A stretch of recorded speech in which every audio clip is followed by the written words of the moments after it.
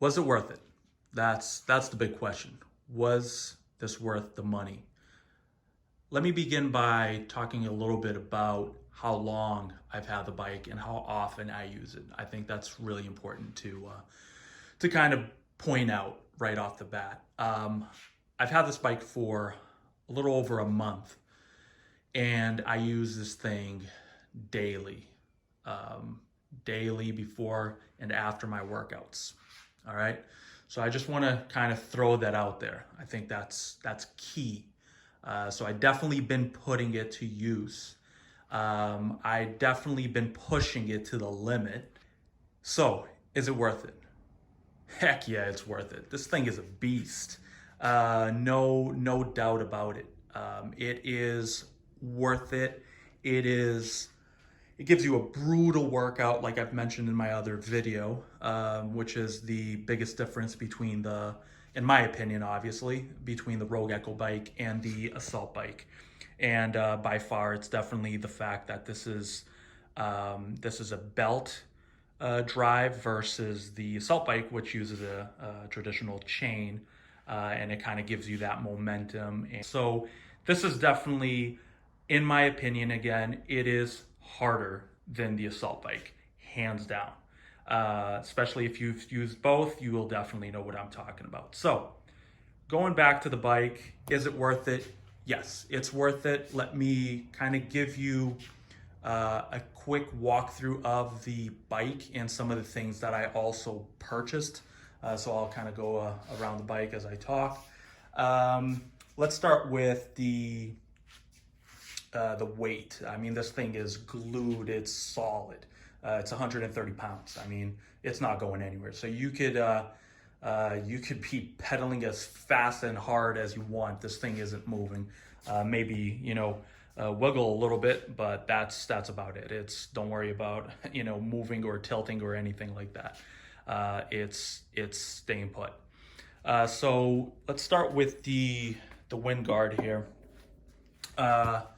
Or the fan guard, whatever you want to call it. That thing is, I got it because, especially as the weather gets cooler and the garage here gets colder, particularly in the fall winter season, I don't want cool air blowing right in my face. I mean, it's not going to be comfortable. So I got that for that reason. And on top of that, I mean, you're already spending, a pretty penny for this thing, so might as well throw in a few extra accessories that will make you feel, that much more comfortable. Yeah, so that's the wind guard or the fan guard, and I'll probably take this off, especially now that the weather is getting hotter, so it will actually feel a lot better and it will cool you as you ride. So I think that's key. I got the bottle and the phone holder there. One more thing I want to, I haven't seen a lot of videos, if any, kind of giving you a little overview of the monitor. Let's see if I can actually power this on to show you. So yeah, so you have the start, and you don't necessarily have to press start. You can actually just start pedaling and this thing will turn on by itself, will generate enough power to turn on. So you have the start, you have the stop here, you have, some controls, up, down, enter, especially for these programs here. So you have the interval programs, and you also have some target times, distance, target calories, target heart rate. So this interval is 20 seconds on, 10 seconds off. That's basically what it means. And this one is 10 on, 20 off, and some custom settings there available.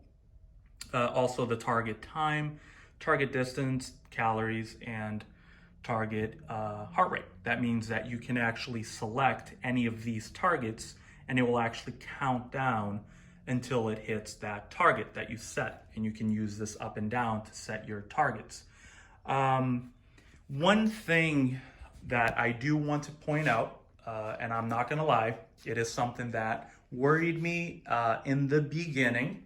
All right, literally day one, I've noticed, and I found out what it was. It's definitely not nothing to be concerned about, but I do want to point out because I think it's fair to mention what I have found, and so that others that buy it don't feel basically what I felt, which was that, oh crap, did I buy something that it's broken? Is something, loose inside or anything like that? So let's start. So what I did find is when you're pedaling on this thing, it does make a clicking sound, and it's pretty noticeable. And the first impression is there something loose inside? Did I not tighten, the pedals or these things right here, the pegs, or, is something loose? The only thing that is sort of loose, and there's really nothing you can do, is right underneath the saddle here. There's a little bit of give. So when you're pedaling and cranking on this thing, it does kind of the clicking sound, and it comes from here. Let me see if I can kind of demonstrate. There's a little, that.